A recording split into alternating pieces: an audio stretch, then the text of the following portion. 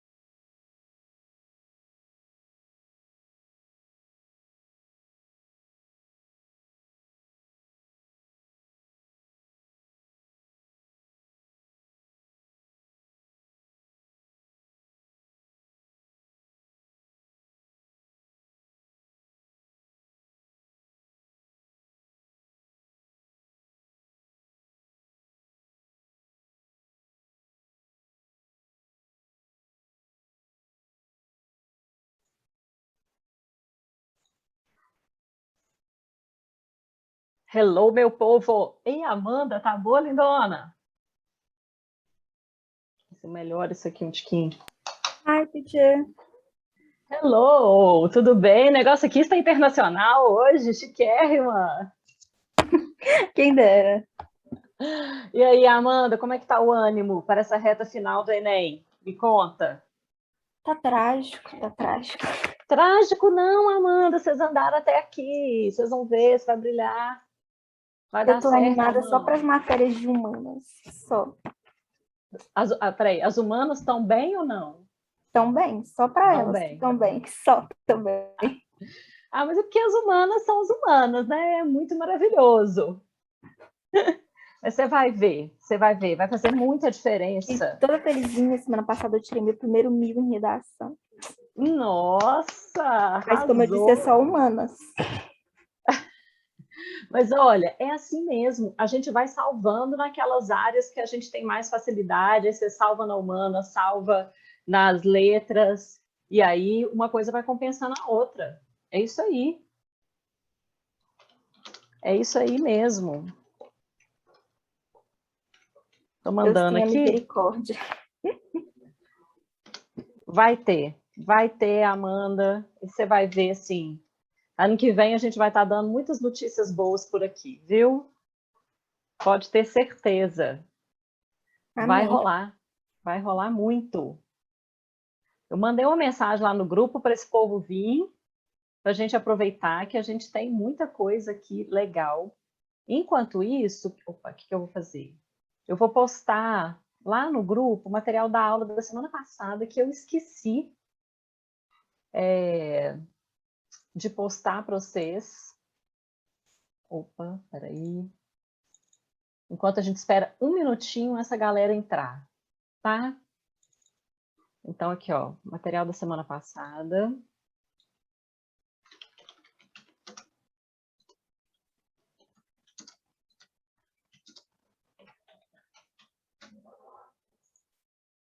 E agora, o material de hoje. Que aí, ó, a gente já vai brilhando aqui. Deixa eu copiar o link. Vamos lá.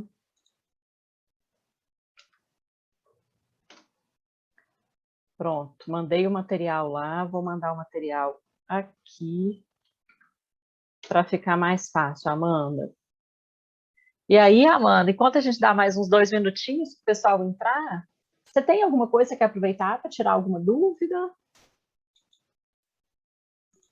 Ou você tá de boa? Esqueci, eu estava lendo um pouco sobre o livro e eu esqueci um pouco sobre sionismo.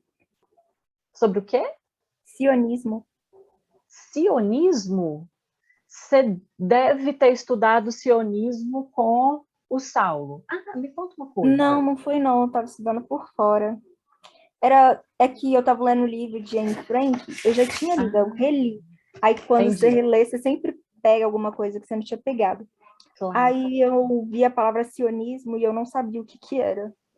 Entendi. Perfeito, Eu Amanda. pesquisei e tinha era um site falando uma coisa, outro site falando outra. Ah, é difícil confiar, né? Achar um que é confiável. Sim, aí eu fiquei sem saber o que que era.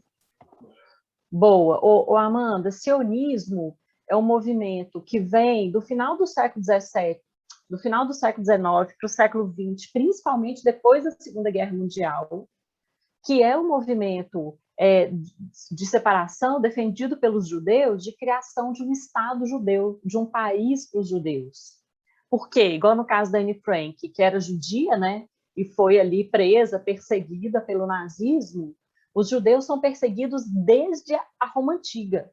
Na Roma Antiga, os judeus eram perseguidos, na Idade Média, na Idade Moderna, na Idade Contemporânea. Os judeus não foram perseguidos só na Segunda Guerra Mundial, não foi só uma loucura da cabeça do Hitler. Os judeus são perseguidos desde sempre, sabe?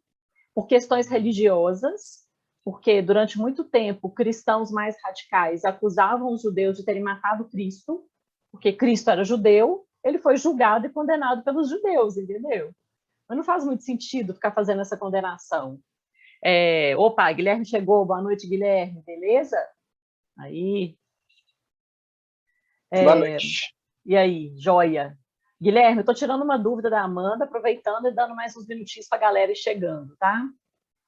Aí a gente está falando aqui sobre o sionismo, que a Amanda perguntou, aí eu estou falando sobre os judeus, que sempre foram perseguidos, né, desde a antiguidade, por questões religiosas e tal, e também por questões racistas mesmo. No século XIX, século XX, fica muito forte teorias racistas, que defendiam a superioridade branca em relação aos judeus, aos negros, aos indígenas, enfim, uma infinidade.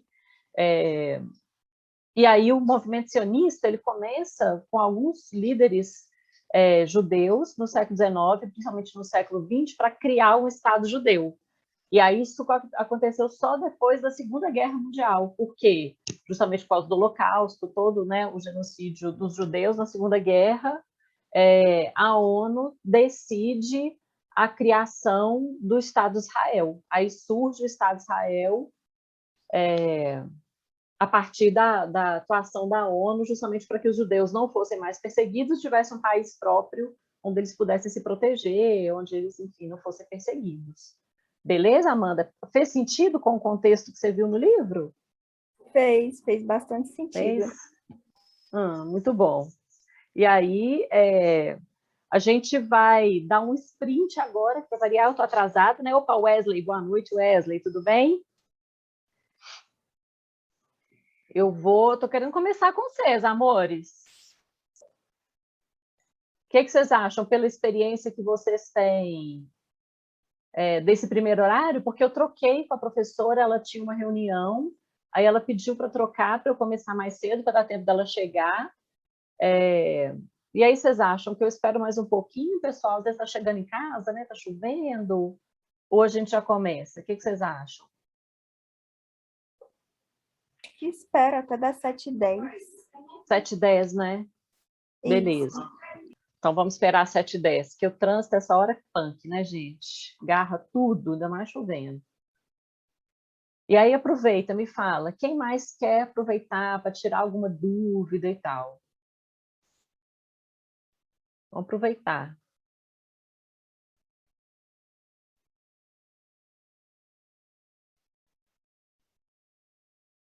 Nós estamos de boa? Sim. Tranquilo?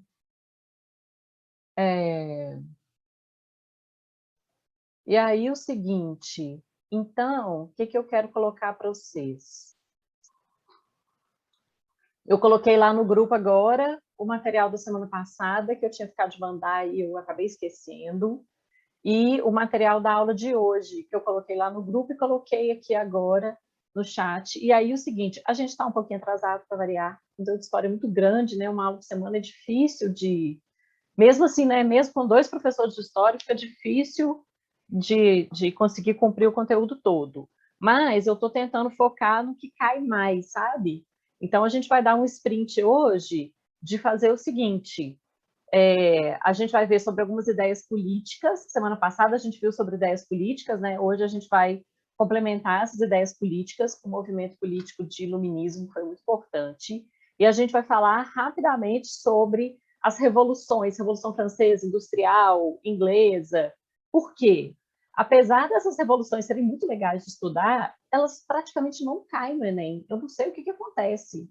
A Revolução Industrial ainda cai um pouquinho, até pus umas questões aqui, mas a Revolução Francesa, Inglesa, Americana é muito raro. Então, gente, eu vou dar uma passada assim muito rápida, porque para na próxima aula a gente já ir chegando no século XX e tal, e pegar algumas coisas de história mais recente, tá bem? Aí nós vamos tentar dar uma acelerada aqui no rolê para a gente ganhar tempo, beleza? Porque tá aí.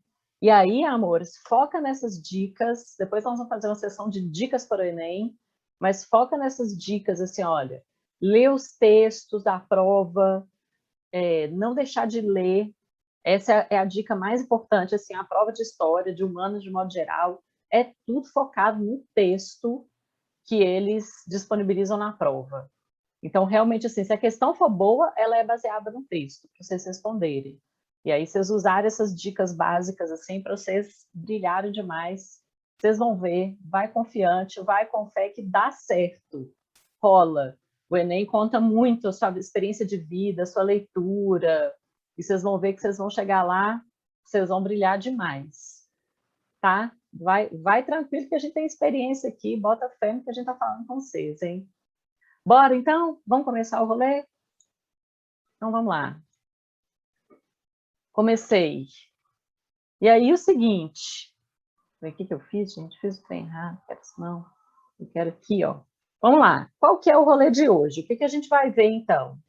Iluminismo, que é um movimento de ideias, um movimento de ideias políticas, científicas e tal. Liberalismo, que é um conjunto de ideias políticas, e revoluções burguesas. E aí vocês vão entender qual que é esse contexto, porque essas ideias e essas revoluções estão todas muito relacionadas. Então, a gente vai focar aqui nesses movimentos hoje. Então, primeira coisa, qual que é a ideia? As ideias iluministas. É um conjunto de ideias que surge na Europa no século XVIII, num contexto em que a maior parte dos países europeus eram governados por uma monarquia absolutista. E aí, vamos lá. O que caracteriza a monarquia absolutista? Forte concentração de poder nas mãos dos reis, que defendiam a ideia de que o poder dos reis tinha origem divina, por isso eles faziam, eles comandavam todas as funções políticas, assim, todas as funções públicas. O rei era sempre a maior autoridade na hora de administrar o território, julgamento, produção, confecção de leis. A autoridade máxima do país era o rei. Não quer dizer, gente, que o rei ficava trabalhando feito um louco, ele era o juiz de todos os processos, não é isso não. Tinha lá os juízes, tinha os ministros, mas a ideia de que a autoridade maior era dele. Não é assim hoje? Não. Hoje, se um juiz der uma sentença, a palavra final é do judiciário. O presidente não pode chegar e falar, muda aí, é meu amigo, sei lá o quê. Lá na monarquia absolutista, meio que podia. É claro que muitas vezes era mal visto, não era muito legal, mas podia. A autoridade do rei estava acima de todas as outras, ok? E além o iluminismo, então, ele surge contra o absolutismo. E essas ideias que a gente fala que vão ser contrárias ao absolutismo é que a gente chama de liberalismo. É um conjunto de ideias políticas que vai surgindo nesse contexto do iluminismo. Por quê? Porque o iluminismo é muito maior. Imagina que o iluminismo é um guarda-chuvão, assim, e que traz novas ideias políticas, ele traz um desenvolvimento científico muito grande, a defesa do conhecimento, a importância do estudo, da universidade, para que toda a sociedade possa desenvolver. Então, o movimento iluminista é um movimento muito importante, que nós somos herdeiros desse iluminismo, a defesa da ciência, da educação, do conhecimento, tudo isso vem nessa leva do iluminismo, ok? E aí o iluminismo é um movimento muito importante que vai influenciar todas as áreas da educação, da sociedade, da religião, da política, da economia. Eles saem questionando tudo. É um movimento super questionador. A gente vai focar mais na questão política e econômica. Tudo bem? Esse é o nosso foco principal. Então, essa ideia sobre o iluminismo, o que ele vem? Dentro da política, vem as ideias liberais. Então, pensa o iluminismo, o guarda-chuvão, o liberalismo está ali dentro.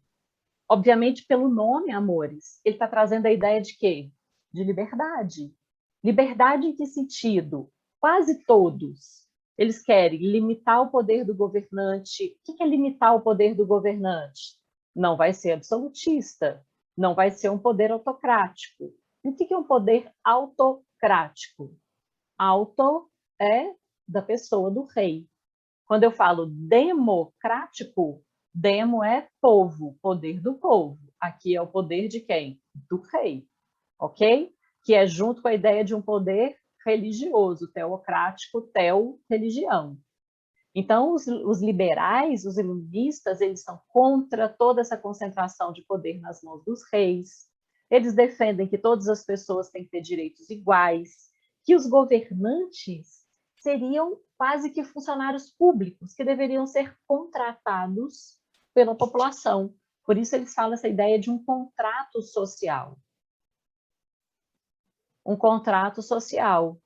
O que é a ideia de um contrato social? Gente, de forma muito simples, quando eu vou lá, no período das eleições, voto, clico na urna, que eu estou votando fulana, ciclana e tal, eu estou estabelecendo um contrato. Essa pessoa foi eleita e ele vai governar seguindo um conjunto de leis. Se essa pessoa não cumprir as leis, se for corrupta, se abusar do poder, se tem vários motivos, a gente pode fazer o quê? Tirar esse governante do poder. É isso que é a ideia de um contrato, é como se rompesse o contrato. Então, eles trazem essa ideia de contrato social. A gente vai ver isso aqui melhor, ok? Estou só dando uma introdução aqui. Para os liberais, para os iluministas, todas as pessoas deveriam ser consideradas iguais, ter direitos na sociedade. Lá no absolutismo, não. A sociedade é estamental. O que é estamental? Dividida em estamentos, separada, com alguns grupos privilegiados, outros com menos poder. Ok? E o povo, na lógica absolutista, é súdito, ou seja, obedece calado. Enquanto no liberalismo, o povo é cidadão. Ser cidadão significa que a gente tem direitos.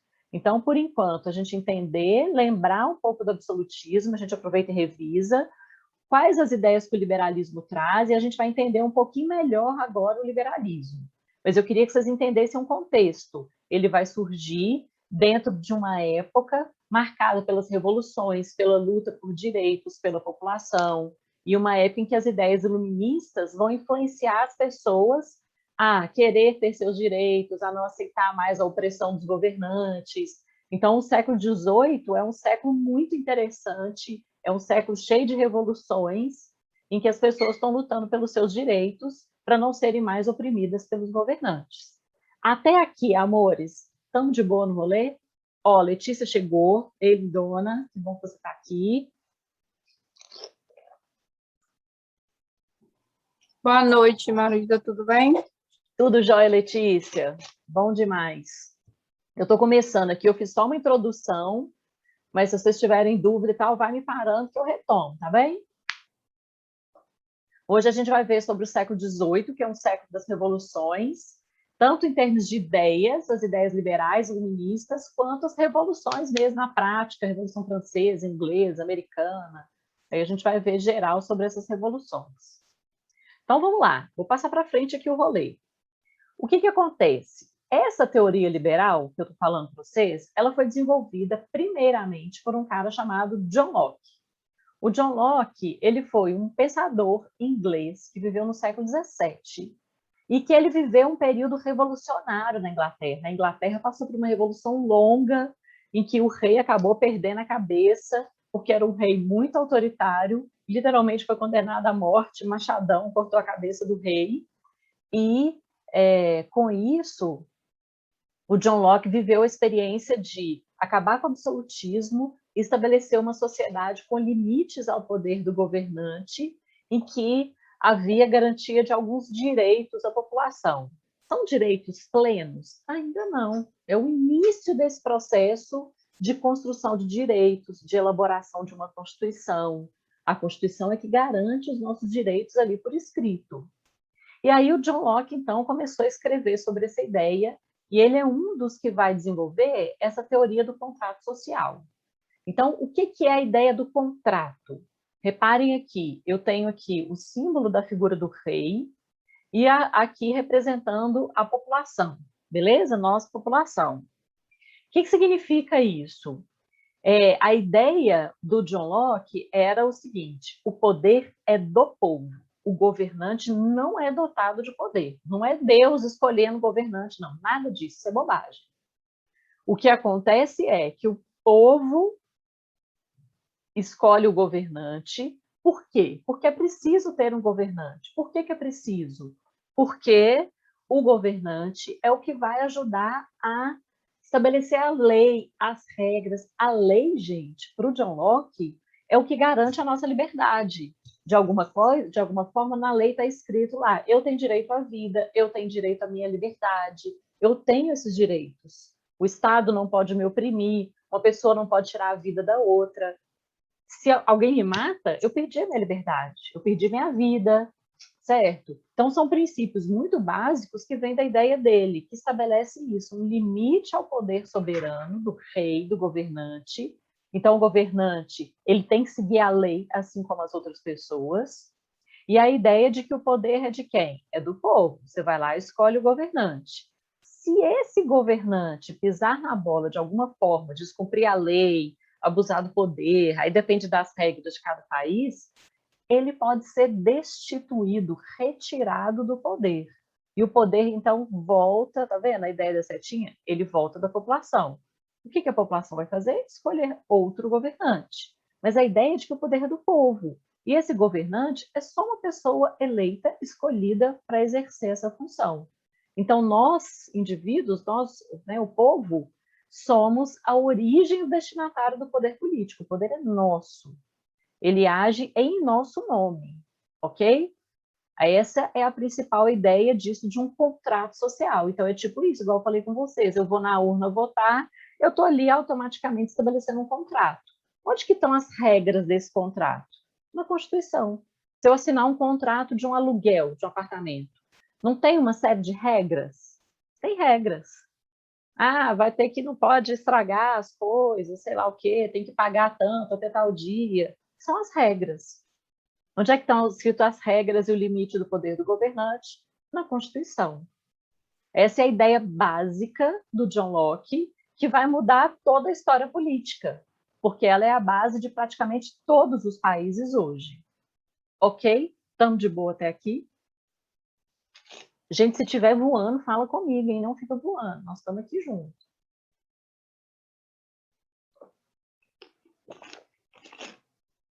Então, bora.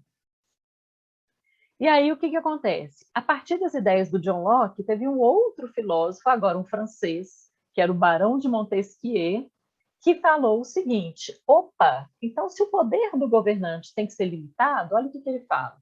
Não se pode pensar em liberdade quando um único homem promulga as leis, ou seja, cria as leis, né? Executa as resoluções públicas e julga as causas do trabalho. Ou seja, ele vai falar assim: olha, um único governante, ele não pode ter autoridade sobre todas as funções públicas, políticas. E aí o Montesquieu, inspirado no John Locke, ele acaba criando o que a gente chama hoje de 3 poderes. Quais são os 3 poderes? Executivo, legislativo, judiciário. A ideia dos 3 poderes divide as funções do Estado entre pessoas diferentes. Então, quem é que executa as leis, coloca tudo em prática, administra? O presidente, o poder executivo, o rei, o que for. Quem é que vai promulgar as leis? Quem é que elabora as leis? O poder legislativo, que é o parlamento, aqui que a gente chama de Congresso Nacional. e o Poder Judiciário, que é a autoridade máxima no exercício da justiça, na cobrança para ver se a lei está sendo cumprida. Quem faz isso é o Poder Judiciário. Então, o princípio político do liberalismo está pensando na nossa liberdade. E para garantir a minha liberdade, eu não posso ter um governo opressor. Como é que eu faço, então, para limitar o governante? Uma das coisas, primeira coisa, criar uma Constituição que defina assim, opa, governante, você não pode tudo. Está escrito aqui na Constituição o que é que você pode. Ok? Segundo, dividir as funções. Então, o presidente pode chegar e fazer o que ele quer, criar a lei que ele quer? Não, ele manda uma proposta, aí tem lá 500 e tantos deputados, mais 200 e tantos senadores, eles vão debater, eles vão acrescentar, melhorar. São centenas de pessoas pensando nas leis, ele não vai fazer sozinho. Então, isso fragmenta o poder, deixa de ser um poder autoritário. De boa? De boa. Ué, peraí, estou no lugar errado aqui. Maravilhoso. Na semana passada eu falei para vocês que eu ia fazer referência ao Capitão América e ao Homem de Ferro. Por quê? Para quem viu Guerra Civil, o filme ali da Marvel, o Guerra Civil, o que que acontece? Rola um fight mesmo, uma guerra entre a galera do Homem de Ferro e a galera do Capitão América, não é? E aí, qual que é a motivação desse combate? E para quem não viu, então eu vou dar mini spoiler, não vou dar o resultado, vou dar só uma dica, porque o filme é muito legal e dá para pensar aqui o conteúdo de história. Qual que é a questão? Os Avengers, né, os Vingadores, tinham provocado uma baita destruição, com um monte de mortes e tal. Esqueci o lugar lá, a cidade. Se alguém for nerd aí, me ajuda, mas eu já esqueci. E aí, o que que acontece? O governo americano, a ONU, resolvem limitar, controlar, tornar os heróis, os super-heróis, como funcionários públicos.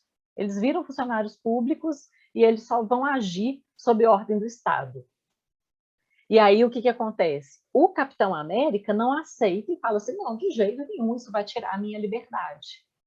E aí ele se revolta contra, e aí eles entram em guerra. E aí vem a Guerra Civil, essa referência da revolta do Capitão América e da turma dele. Qual é a questão? O Capitão América é, de alguma forma, o John Locke. É o representante dessa ideia. O John Locke, além de falar da ideia de um contrato, de limitar o poder do governante, ele defende essa ideia que, olha, do direito de rebelião. O que é o direito de rebelião?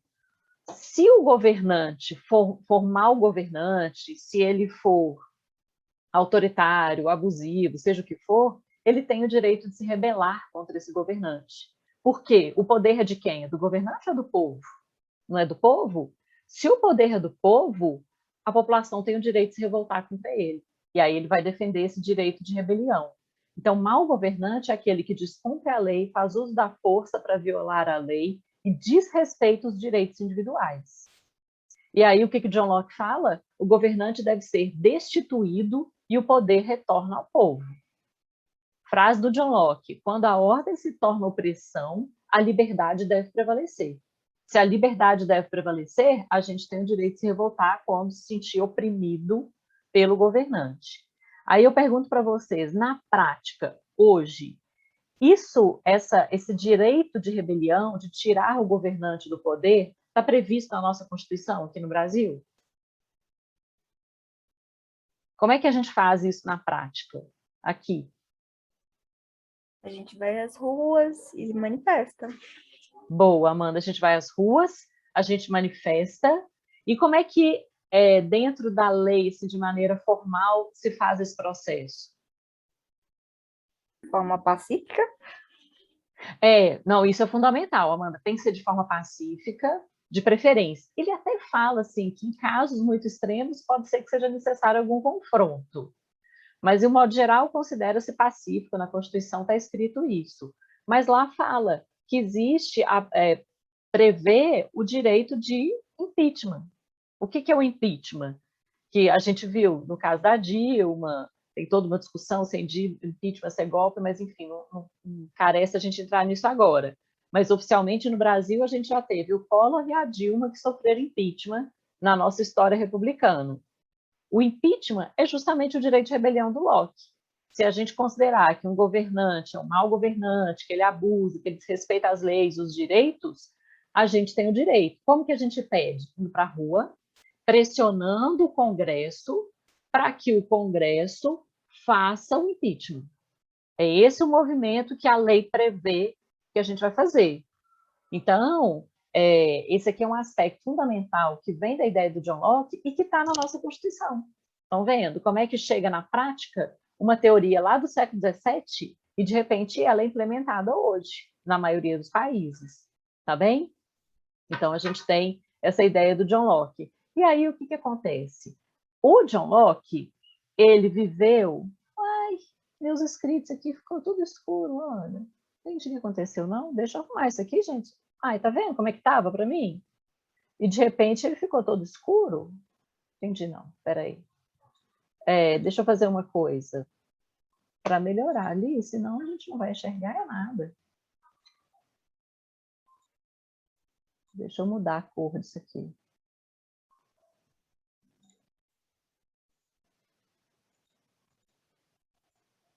Ih, gente, travou tudo. Eita, destravou. Se a gente não enxergar, não adianta, né?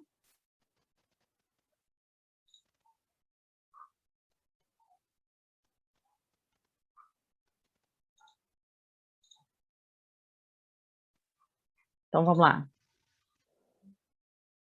Voltando.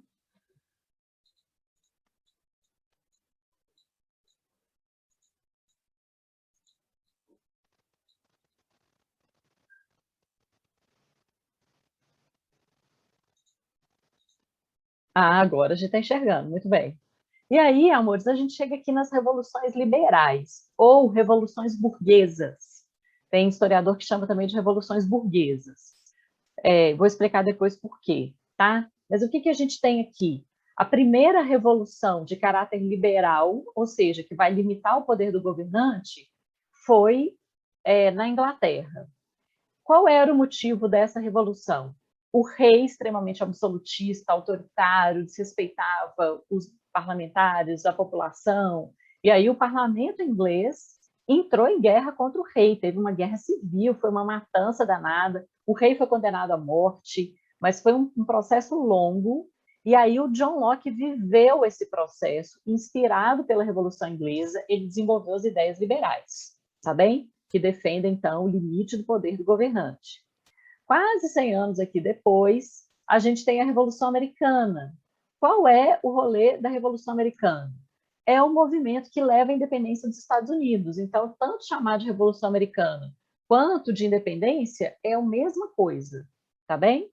Os Estados Unidos foi o primeiro território que conquistou a independência aqui no continente americano.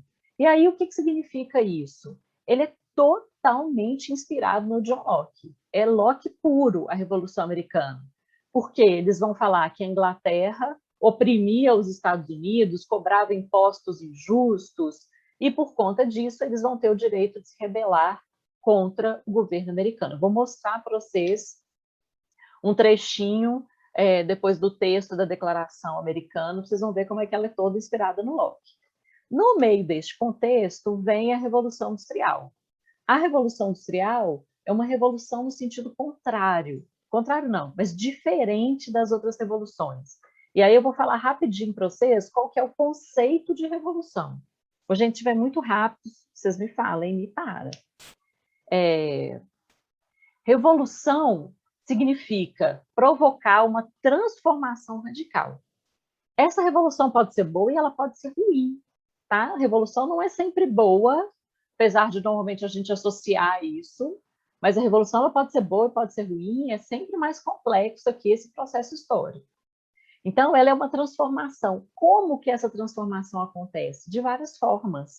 Então, normalmente, a gente está acostumado a pensar revolução como um movimento de revolta mesmo, o povo ir para a rua, derrubar o governo.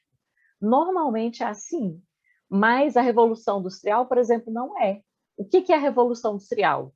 Desenvolvimento de tecnologia, de máquinas, as famosas máquinas a vapor, que vão possibilitar que as fábricas funcionem 24 horas por dia, mecanicamente, a produção dos primeiros equipamentos, né, das máquinas, e isso vai provocar uma transformação gigante na vida das pessoas, no modo de produção, no desenvolvimento econômico, na urbanização, enfim, ela vai mudar toda a economia e a sociedade. Então, é uma revolução? É, porque ela transforma as características da vida das pessoas, mas não é uma revolução de ir para a rua lutar contra o governo, tá bem? Todas as outras são revoluções lideradas ou por uma parte ou pela grande parte da população, lutando contra governantes opressores. Só a Revolução Industrial, que é uma revolução tecnológica, que tem a ver com questões mais econômicas e sociais. De boa? A Revolução Francesa, que é uma das revoluções mais importantes e que marca que, olha, o final da Idade Média e o início da Idade Contemporânea. Então, a gente, na próxima aula, já entra aqui século XIX, que é a Idade Contemporânea, 19 e 20. Por quê? Porque ela vai trazer o movimento social mais intenso, a participação popular é mais forte na Revolução Francesa, ela vai influenciar muito outros países. Então, os historiadores consideram a Revolução Francesa um marco de uma nova era, de uma mudança de um período histórico. Tudo bem? E, por último, mas não menos importante, a Revolução Haitiana, que é uma revolução que eu queria muito ter mais uma aula para a gente falar mais sobre ela, que é uma revolução incrível. Por quê? Porque ela foi a primeira revolução negra da história, do continente americano, né? Da América, não estou falando da África, mas do continente americano. É uma revolução incrível, assim, porque o Haiti era uma colônia francesa e era uma colônia super opressora, super dura, com trabalho escravo super pesado. Só que 90% da população era de pessoas escravizadas ou negros libertos. E aí eles se unem para fazer uma revolução e acabar com a escravidão. Então, ela é uma dupla revolução. Por quê? O que eles conseguem fazer? Acabar com a escravidão no Haiti e esses ex-escravizados libertos começam a lutar pela independência. E aí o Haiti fica independente. Então, é o primeiro movimento revolucionário, assim, de fato, conduzido por ex-escravizados, pela população negra, e que vai lutar pela independência. Então, esse é um movimento incrível, sendo que não dá mais tempo da gente aprofundar, mas, igual eu falei com vocês, essas revoluções não costumam cair, é muito raro cair. Então, por isso que eu estou passando mais rápido por elas, tá bem? Para quem foi chegando depois, eu estou dando só um panorama geral, porque realmente isso quase não cai no Enem, tá bem? Mas esse contexto das revoluções, a gente chama de revoluções liberais, de um modo geral. Por quê? Porque elas estão defendendo a liberdade individual, eles querem pensar também, vai chegar um pouco para a área econômica, pensar no desenvolvimento econômico, aí vai influenciar na Revolução Industrial, eles não querem se submeter a nenhum outro governo, aí vem a ideia das revoluções, tudo inspirado em John Locke, Montesquieu, nessas ideias liberais. Tamo de boa?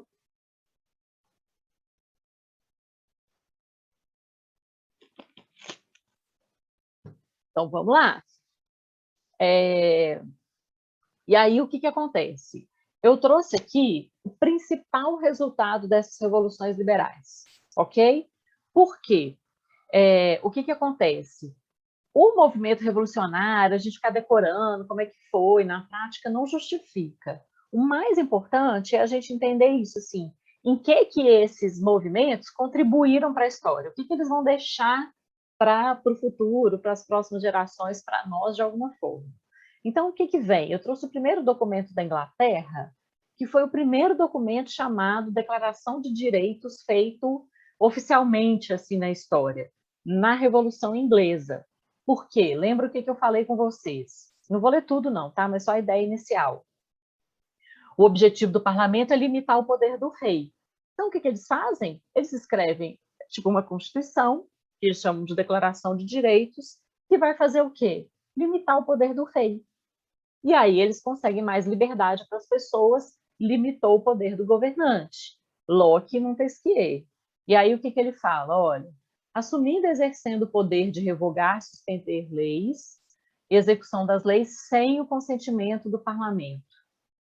Porque eles falam que o rei, ele agiu mal, e aí eles vão definir isso, o que o rei não pode. Tudo que ele precisa da autorização, do consentimento do parlamento. Então, ele não pode revogar nem suspender leis, ele não pode, algumas coisas mais práticas, olha, fazer arrecadação, cobrar impostos sem autorização feita pelo parlamento, ele não pode manter um exército permanente, porque senão ele pode usar o exército para poder oprimir a população. Toda a ideia é que apenas o parlamento pode, o parlamento limita, o rei não pode. O que essa declaração faz? É o primeiro documento histórico que vem lá do século XVII, que é liberal, que tem essa ideia de limitar o governante, garantir direitos para a população. Ele está pensando em todo mundo, que todas as pessoas são iguais? Não, gente, ainda é muito elitista, tá? Mas é o primeiro passo para se pensar nessa questão dos direitos ao longo da história. E aí, gente, isso aqui cai muito. Quando aparecem essas revoluções na prova do Enem, a prova do Enem é uma prova muito de cidadania.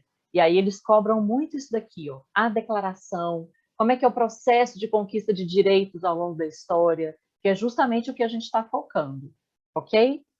Aí eu vou agora para a França, 1789, Revolução Francesa, que fez o documento Declaração de Direitos do Homem e do Cidadão. Olha como é que começa. Os representantes do povo francês reunidos em assembleia. Repara, gente, como é que ela é liberal, como é que ela é baseada no John Locke. Os deputados que estão na assembleia, eles não estão lá representando Deus ou eles mesmos. Eles representam o povo. Isso aqui é totalmente a ideia do contrato. Os governantes representam o nosso interesse, tá? E aí eles vêm, falam que eles resolvem declarar os direitos básicos, sagrados do homem, inalienáveis que não podem ser tirados de nós. Aí eles declaram, olha lá, a Assembleia, olha, não é o rei não opina. Quem faz a declaração de direitos é a Assembleia Francesa. E aí vem o primeiro artigo. Os homens nascem, são livres, iguais em direitos.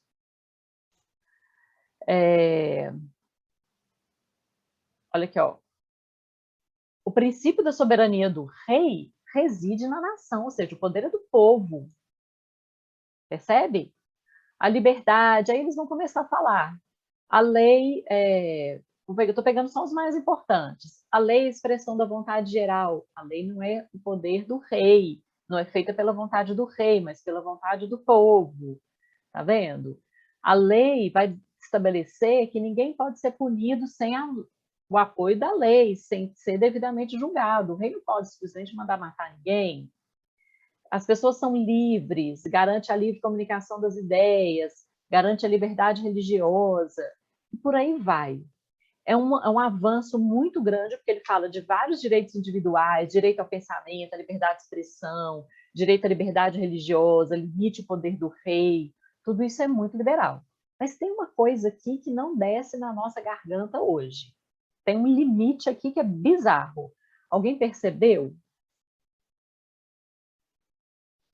Um problema aqui nessa declaração?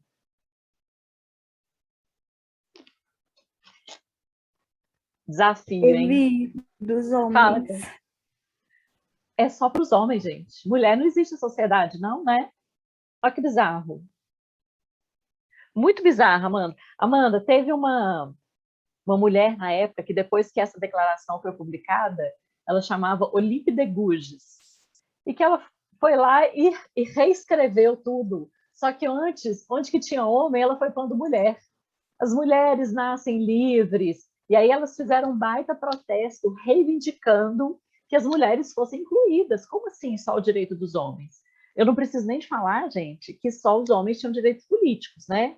Era uma assembleia formada exclusivamente por homens.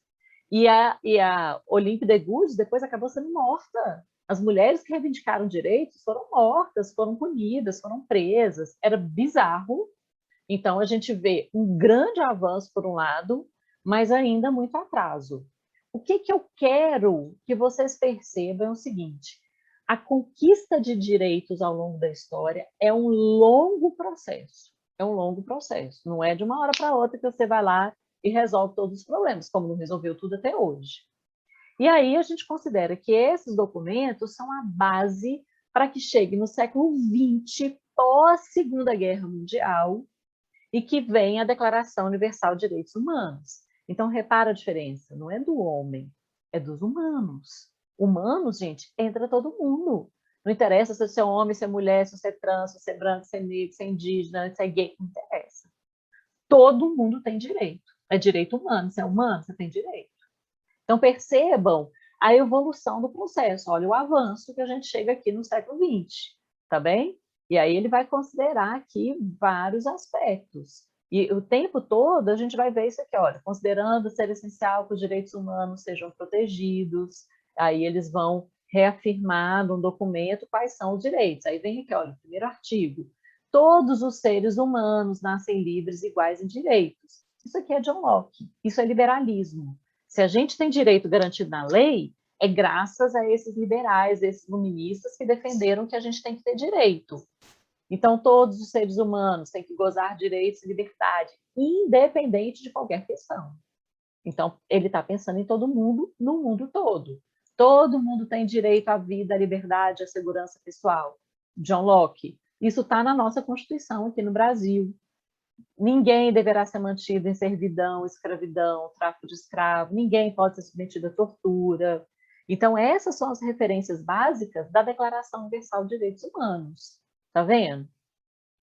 E aqui tem muitos princípios que é claro que ainda são desrespeitados, né, gente, de um modo geral, mas já tem um monte de garantia. Por exemplo, eu não sei se vocês viram, mas teve um grupo que denunciou o presidente em Haia, que é um tribunal internacional que se baseia nessa declaração. E aí a apelação lá, a proposta, né, o pedido de que Bolsonaro seja julgado porque ele comete crimes contra a humanidade, contra os direitos humanos. Qual o crime que eles denunciaram? Contra os povos indígenas. Ele, por exemplo, negou água para os povos indígenas durante a pandemia. Ele negou atendimento médico durante a pandemia para os povos indígenas. Ele negou oxigênio. E isso é considerado crime contra a humanidade. Ele está sendo julgado lá na ONU, no Tribunal Internacional. Então, é claro que a ONU, essas declarações não fazem milagre. Problemas continuam existindo, mas é uma referência para que a gente reivindique direitos. Tudo bem? Caso ele seja condenado, aconteceria mais ou menos o quê? Então, ótima pergunta, Amanda. Se ele é condenado, a ONU, ela não tem poder para chegar aqui e tirá-lo do poder, ele ser preso e não.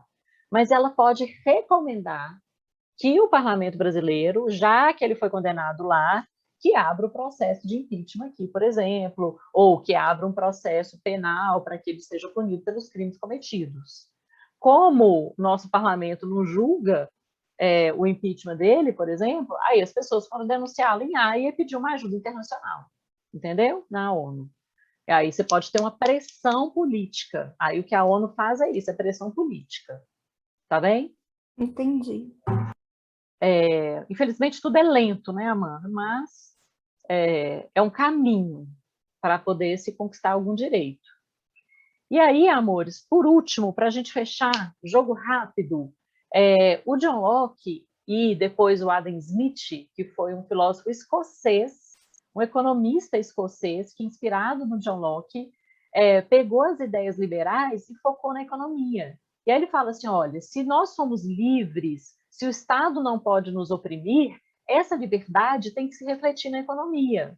Então, a ideia do liberalismo econômico, o Estado não interfere na economia, nós somos livres para fazer os negócios que a gente quiser, isso vem da mesma ideia do princípio liberal.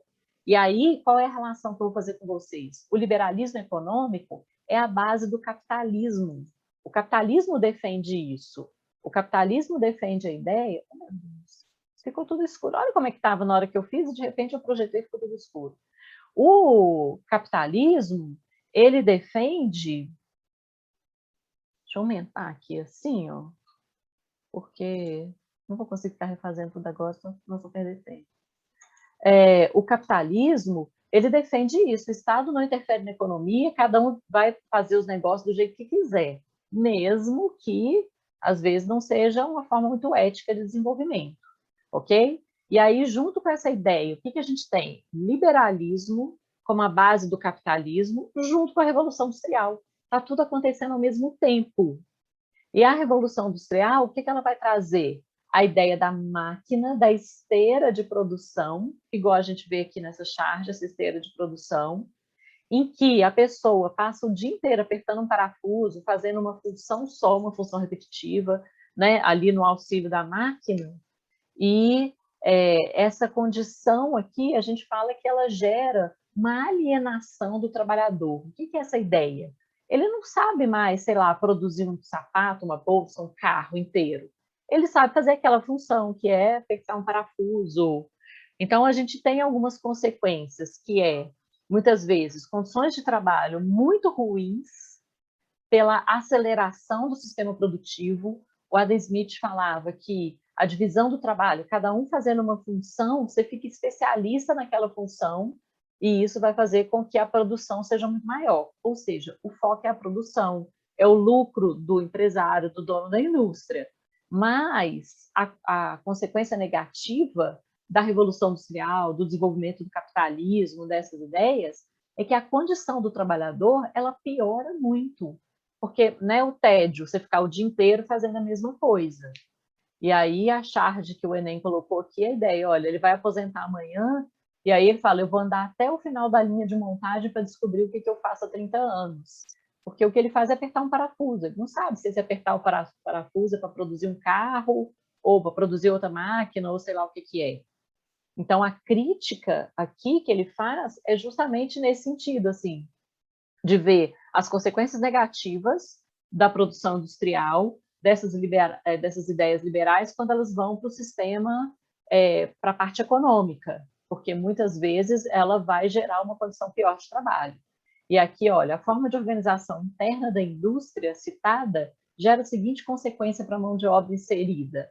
E aí já vou dar a resposta aqui para vocês. O desconhecimento das etapas produtivas. Então, o trabalhador não tem mais controle. Ele perde o controle da produção, ele tem que se submeter ao ritmo da esteira, ao ritmo da máquina, ao controle do dono, do chefe aqui, e aí a condição de trabalho na era industrial ela vai ficando muito pior, muito mais intensa, muito mais exaustiva, entediante para esse trabalhador. Faz sentido? Faz. Faz? Está de boa?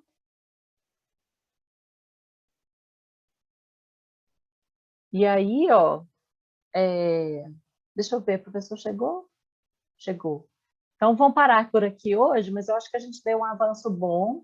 Eu coloquei para vocês aqui no chat, lá no grupo, esse material, e aí tenta ir fazendo as atividades da apostila para a gente poder conseguir fazer um pouquinho de correção, tá bem? Bem. De boinha? Alguém que tem alguma dúvida, quer retomar alguma coisa de hoje? Tá de boa?